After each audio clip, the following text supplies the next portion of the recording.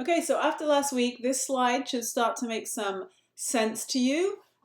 We're looking up here at a picture of 1, 2, 3, 4, 5 water molecules, and we can tell, it says up here that water is polar. So you should know that means that it has partial charges, which means that if this is a water molecule here with an O and 2 H's, because of the electronegativity of the oxygen atom, this is going to be partially negative and this is going to be partially positive, these H's.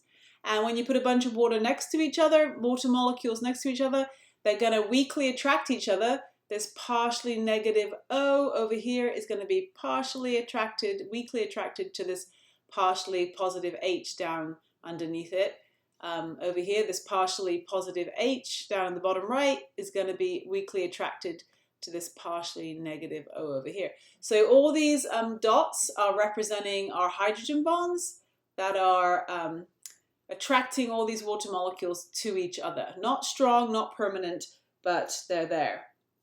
All right, so this ability of water to have these partial charges makes it able to do lots of kind of cool, funky things.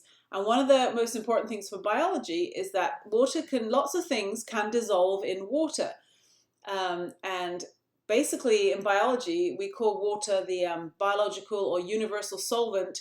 Everything in biology is pretty much dissolved in water. Inside your body, everything's floating around in a very watery environment. Your body's full of different chemicals, but they're all dissolved in water in some way. So it's important to understand what can and what can't dissolve in water and why that is. And basically, anything that has a charge, such as an ion, like this sodium ion here, or this chloride ion here. See, this sodium ion has a positive charge. This chloride ion has a negative charge. Because these ions are charged, like all ions, water molecules will be attracted to them. Maybe not super strongly, but they will be a little bit. This negative, partial negative on this O up here is going to be weakly attracted to this positive sodium ion, and these partially positive hydrogens are going to be weakly attracted to this chloride ion. I'm trying to draw dotted lines, but my pen is not cooperating. All right, so there's attractions because of the partial charges on the water, the whole charges on the ions, opposite charges attract, so these particles will arrange themselves so that they can attract with each other. And that's what causes things to dissolve. If the particles that the substance is made of attracts the water molecules will surround it and cause it to sort of disappear into the water. Now, it's not disappearing, it's still there, it's just the particles have been separated and they're so small that you can't see them anymore, but they're in there. So we have a general term for anything that dissolves in water. We say it is hydrophilic. Hydro means to do with water, like hydroelectric or hydroplaning means to do with water, and then philic means to like. Phile means to like. So this means basically to like water. So things that dissolve in water are hydrophilic, and they will generally, or pretty much always, have charges or partial charges themselves. They've got to have something on them that will cause the water molecules to be attracted to them.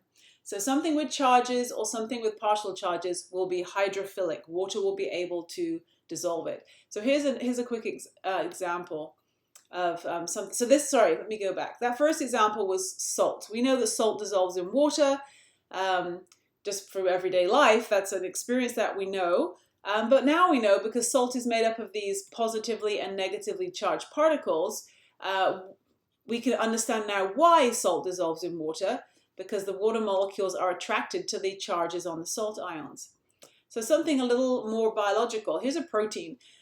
So protein, this purple shape over here, this is a protein molecule. Proteins are enormous, huge, some of the biggest molecules that we deal with, or most complicated molecules that we deal with in biology. We're going to get into them in Unit 2.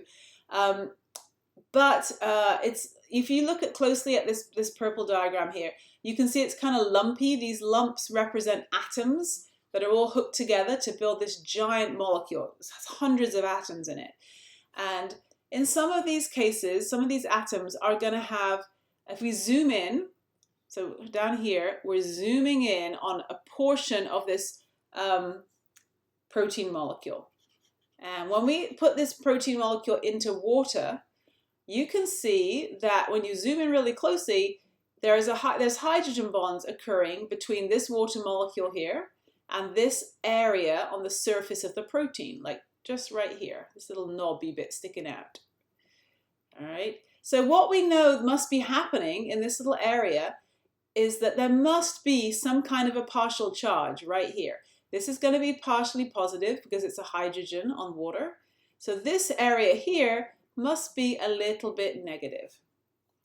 And over here we've got an oxygen, and this is partially negative, and it's being weakly attracted to this region on the surface of the protein, so this must be partially positive. How could you get partially negative and partially positive regions on the surface of a protein molecule? Well, if we look at this region right here and backtrack it over here, you see these like lumps that are sticking out on the protein. These are atoms. So maybe over here we have an O stuck to an H. And then the O is stuck to something else back inside here, and there's a whole bunch of bonds and it gets really complicated. But if this is an oxygen, let me make that clearer here. If you have perhaps an O right here stuck to an H, this is going to be a little bit negative, and this H is going to be a little bit positive. It's connected to other atoms back inside here. So this little knob sticking out here on the protein molecule right here is an oxygen atom that is a little bit negative, which means that if this is the knob over here, this little bit positive hydrogen will attract to it.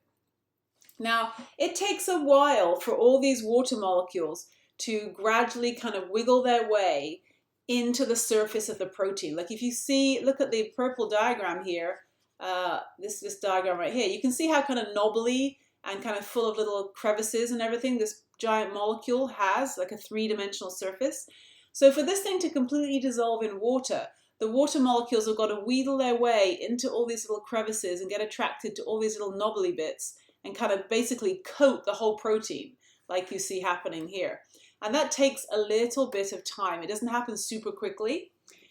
You can experience this in your everyday life. If you think about maybe two examples. If you were going to make like a post-workout drink, one of those like protein powder shake things that you can get, or even like a meal shake, like a diet shake. If you take that powder, which is basically high protein powder, lots of protein molecules in it, and dump it into the water and drink it almost immediately, shake it up and drink it, it tastes kind of chalky and dry. You can kind of taste the powder in it. It's like it hasn't really dissolved. And that's because it hasn't dissolved. The water molecules have not had time to wiggle their way in and amongst the molecules and attract themselves to the proteins correctly or completely. So it's not truly dissolved completely yet, which is why it still tastes powdery. If you mix it up before your workout, go work out for an hour and then come back and drink it, it tastes a little better because the water has had time to completely coat the protein molecules and more effectively dissolve them. The other example here is in cooking. So if you were to like cook something with a lot of protein, like cook a roast, a piece of chicken or a steak in a pan, you put it in the oven, you roast it, it comes out, you eat it, it's delicious, and then all the stuff is baked onto the pan. It's all kind of crispy and burnt around the pan. That's basically protein molecules that have kind of gotten heated up and stuck to the surface of the pan. You can put that in the sink and you can try and wash it immediately. And if you scrub it, you'll probably be able to get it clean. But the more logical thing to do would be to fill it up with water and let it sit, right? You soak it. What you're really doing when you're soaking it is you're giving all these little water molecules here time to sneak their way into the crevices in the protein molecules and completely surround them and dissolve them. So when you come back, it wipes off much easier.